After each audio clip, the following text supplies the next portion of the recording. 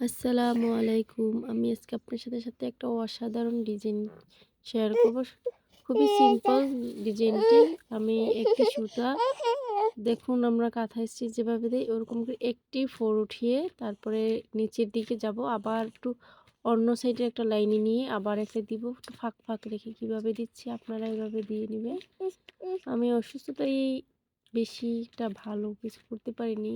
আজকে আমি খুব সিম্পল একটি ডিজাইন আপনাদের সাথে শেয়ার করব। এটা আমি ডবল দিব আড়াআড়ি করে। একটা মাঝে যে স্পেস ছিল ওই জায়গায় আবার একটা দিয়ে নিব। তাহলে একটা চারকোনা একটা কোঠা তৈরি হবে। দেখতে অনেক ভরাট একটা ভাব আসছে। দেখুন আমি সুন্দর করে দিয়ে নিয়েছি। এই ক্রোচের মাঝখান থেকে গিট্টু দিয়ে নিব।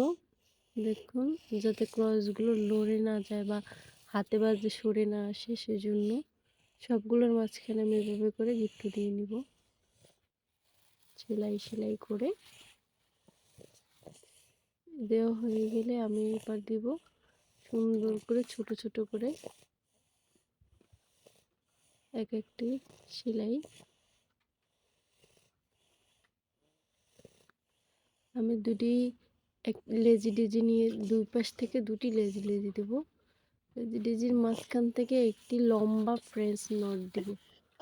সুতোটি দুইটির গোড়া থেকে উঠিয়ে ফ্রেঞ্চ নটটি লম্বা করে সুতা টেনে তারপর আমি ঢুকিয়ে নেব। অন্য আরো একটি পাতা করে আপনাদের দেখাচ্ছি।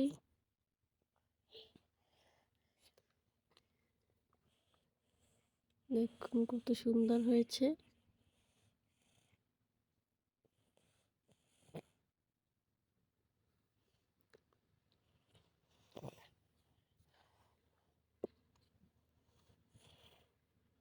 এই পর্যায়ে আমি খালি যে কোঠাগুলো আছে এগুলোর মাঝখানে এক একটা ফ্রেঞ্চ নট দিয়ে নিব। দেখতে ছোট ছোট পুঁথির মতো দেখা যাবে আর খালি কোটাটাও ভরে আসবে।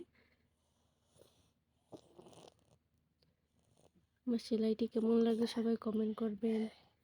আমি আপনাদের সাথে এরকমের আরো অনেক সুন্দর সুন্দর সেলাই শেয়ার করব। সেজন্য আমাকে লাইক এন্ড সাবস্ক্রাইব করে পাশে থাকবেন।